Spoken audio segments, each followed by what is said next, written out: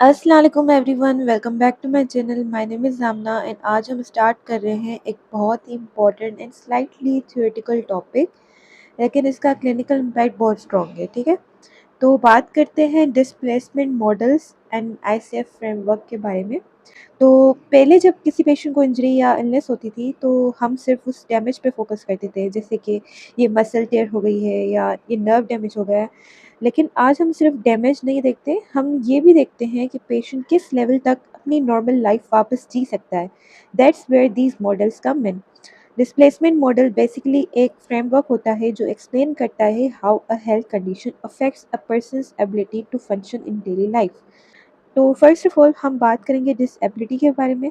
तो डिसेबिलिटी क्या है? डिसेबिलिटी एक बिगर पिक्चर है जहाँ पे हम impairment, activity limitation and participation restriction के बारे में बात करते हैं। ठीक है, डिसेबिलिटी इन तीन चीज़ों को मिला के बनता है। अब इम्पेयरमेंट क्या है? इम्पेयरमेंट क्या होता है कि इम्पेयरमेंट हमें बताता है कि बॉडी के लेवल पे क्या मसला है, बॉडी के फंक्शन या स्ट्रक्चर के लेवल पे क्या मसला है, उसको हम कहते हैं इम्पेयरमेंट।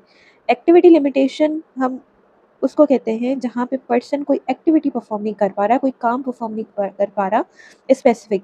ठीक है, अब उस एक्टिविटी लिमिटेशन की वजह से वो पार्टिसिपेट नहीं कर पा रहा रियल लाइफ सिचुएशंस में। इसमें क्या आ रही है? Participation restriction. ये तीनों चीज़ें मिला के पर्सन को लीड करती है to the disability. Person is not able to play its role in real life situation. तो डिसएबिलिटी में क्या क्या आता है? Impairment, activity limitation, participation restriction. अब डिसेबिलिटी के लेवल्स के बारे में बात करते हैं आईसीएफ फ्रेमवर्क के अकॉर्डिंगली। तो पहला है हमारा इम्पेयरमेंट, जहाँ पे हम बात करते हैं कि बॉडी पे क्या प्रॉब्लम है, बॉडी के लेवल पे, बॉडी के फंक्शन पे, बॉडी के स्ट्रक्चर पे क्या प्रॉब्लम है। फॉर एग्जांपल यहाँ पे वीकनेस की ले लेते हैं एग्जांपल।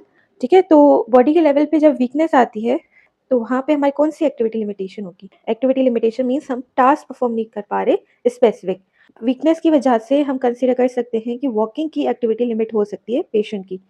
अब उस लिमिटेशन, उस एक्टिविटी लिमिटेशन की वजह से पर्सन या पेशेंट जो है वो पार्टिसिपेशन रिस्ट्रिक्शन में जा रहा है, वो इनेबल है कि वो पार्टिसिपेट करे इन रियल लाइफ रोल्स में।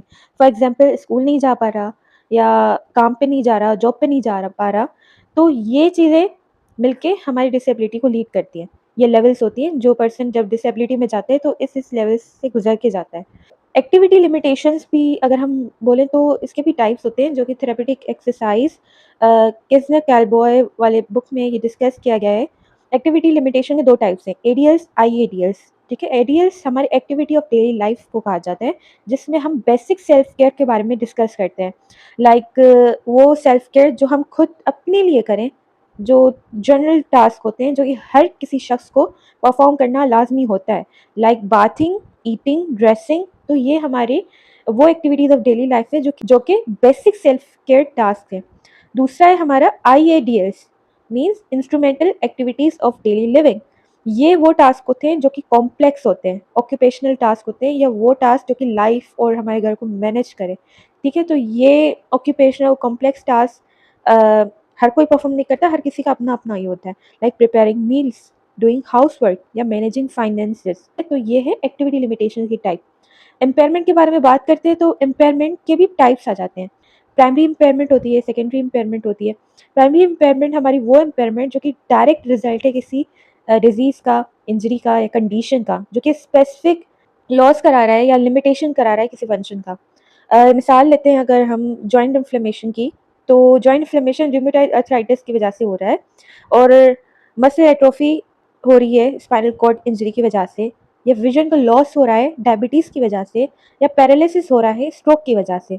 तो जो कंडीशन है, कोई डिजीज़ है या कोई इंजरी है, उसकी वजह से जो प्राइमरी चीज़ हमें दिखेगी उसको हम कहेंगे प्राइमरी इम्पेयरमेंट। रूमेटॉइड अर्थराइटिस हुआ किसी पेशेंट को तो उसमें हमें क्या दिखेगा? जॉइंट इन्फ्लेमेशन लाजमी दिखेगी, प्राइमरी चीज़ हमें दिखेगी। स्पाइनल कॉर्ड की इंजरी है तो उसमें हमें एट्रोफी मसल्स की दिखेगी। अगर किसी को डायबिटीज़ है तो उसमें विजन लॉस का भी इम्पेयरमेंट हो सकता है। स्ट्रोक का देखें तो स्ट्रोक में पैरालिसिस हो सकता है। तो ये सारी है प्राइमरी इम्पेयरमेंट। सेकेंडरी इम्पेयरमेंट हमारी वो इम्पेयरमेंट है जो कि इनडायरेक्ट रिजल्ट है किसी प्राइमरी इम्पेयरमेंट का, जो कि functional limitation and participation restriction को लीड करती है। मिसाल देते हैं, अगर मसल वीकनेस है due to prolong inactivity from paralysis, किसी पेशेंट को पैरालिसिस है और वो पेशेंट हो गया इनएक्टिव। पैरालिसिस मसल वीकनेस को डायरेक्टली इम्पैक्ट नहीं कर रहा, पैरालिसिस में जो बंदा है वो इनएक्टिव हो जाता है और उस इनएक्टिविटी की वजह से बंदा मसल वीकनेस में चला जाता है। या किसी को हार्ट डिजीज़ है तो उसमें इंड्योरेंस नहीं है, ठीक है, उसकी इंड्योरेंस खत्म हो जाती है। किसी को दिल का मसला है, इंड्योरेंस खत्म होने की वजह से जब ये प्रोलॉन्ग पीरियड ऑफ टाइम तक चलेगा तो लंग्स की कैपेसिटी भी खत्म हो जाएगी। तो लंग्स की कैपेसिटी जो है रिड्यूस्ड, ये सेकेंडरी इम्पेयरमेंट है। अगर किसी को पैरालिसिस है तो उसकी वजह से उसको मोबिलिटी लिमिट हो गई है, मोबिलिटी लिमिट की वजह से अब बंदा बिल्कुल बेड रिडन हो गया है, तो उसमें स्किन अल्सर्स पैदा होते हैं। तो ये है इनडायरेक्ट इम्पेयरमेंट हम कह सकते हैं, मैं अपना बता रही हूँ। तो सेकेंडरी इम्पेयरमेंट को हम इनडायरेक्ट इम्पेयरमेंट कह सकते हैं, जिसमें किसी डिजीज़ की वजह से जब कोई कॉम्प्लिकेशन आ रही है, उस कॉम्प्लिकेशन की वजह से दूसरी कॉम्प्लिकेशन क्या आ रही है, तो ये इसको हम कहते हैं सेकेंडरी इम्पेयरमेंट।